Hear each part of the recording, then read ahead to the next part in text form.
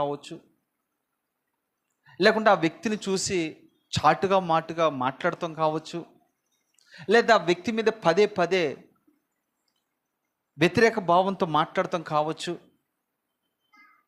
లేదా ఆ వ్యక్తి గురించి కొంతమంది దగ్గర చెప్పటం కావచ్చు. ఇలా జరగటం వల్ల ఏమవుతుందంటే, ఆ ముందు కదా నేను ఆ చర్చికి రాను, అతను ఉన్నాడు కదా చర్చికి నేను రాను అని వాళ్ళు చర్చికి మానేస్తారు. దానివల్ల నీకు నష్టం, నీకు శ్రమ.